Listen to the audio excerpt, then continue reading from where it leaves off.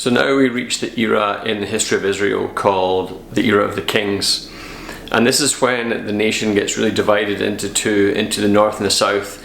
In the north you have Israel, which is the majority of the tribes, and in the south you have Judah, which is really Judah, Levites, and some of the Benjamites. It's sort of, there's a little bit of traffic between, but that's your basic breakdown. Is the minority lived in the south in Judah, and the majority lived in the north in Israel. And the capital of Israel became Samaria, and the capital of Judah in the south was always Jerusalem, with the palace and the temple.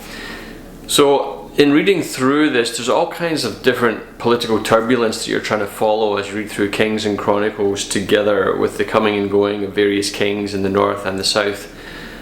But there's three main themes that I think I sort of kept bumping into as I was reading through it. One is alliances. Who are the people who the kings are making alliances with? Who are they befriending? Who are they partnering with to overcome an opposition, to fight another king, to dislodge another tribal leader, to usurp the next political rival?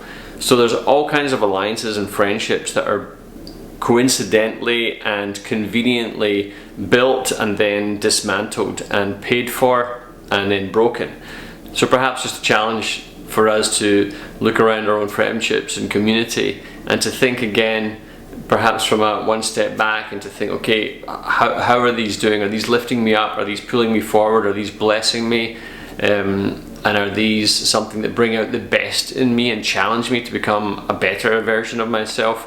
Or are these relationships that just kind of clutter me and suck the life out of me and, you know, work against me? You know, in the book of Kings, that's a theme on a macro level, where the nations would find who their regional and political community was, and it got really complicated and sometimes messy and quite destructive.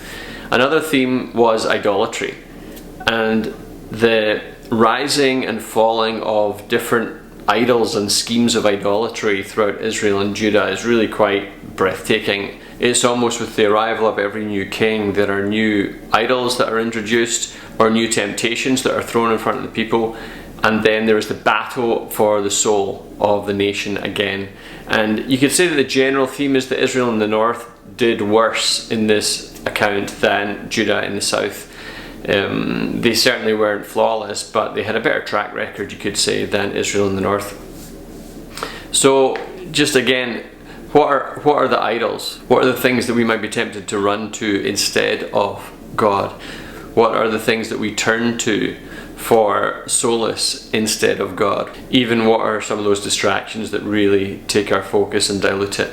So the idolatry of the nation, the battle for the heart of the people, that was really an ongoing theme in the book. And the clearer their vision of God was, the more familiar they were with the book of the law, as it was called then, the more familiar they were with Yahweh, the higher the likelihood of them walking in step with God. And then the third, and perhaps the grandest of the themes throughout the book of Kings and Chronicles, is leadership. It's called Kings, that's what it's all about. All the various kings that came and went.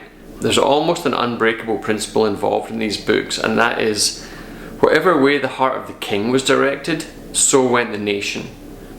So if the heart of the king was for God, the nation would turn as a collective toward God. If the heart of the king was for idols and bent on evil and did evil in the sight of the Lord, then you can pretty much guarantee that the nation, the people themselves, would continue to follow the king into that darkness and into that sinfulness, and there was always a consequence to it. Because the kings that seemed to walk most closely with God and wanted to do what was right in the eyes of the Lord, they often got to live great seasons of their reign in peace. The nation was at peace, the wars would diminish.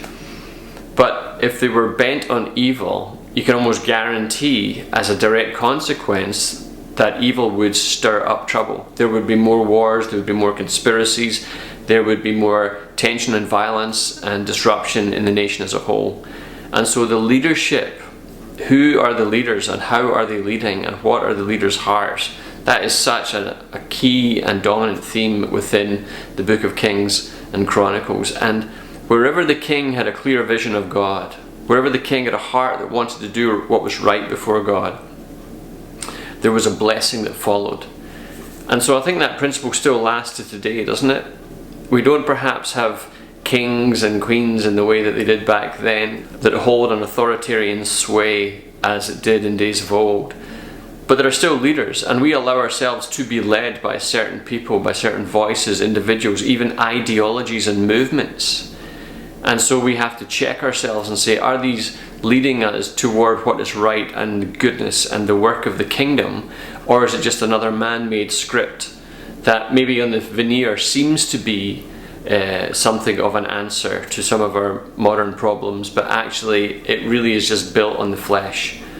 And so doing a real gut check again on what is the Spirit saying to us, and how are we being led by the leaders that we allow influence into our lives. So lots to ponder, some great, quite messy stories in the Old Testament to keep us on our toes. And so until next time, peace.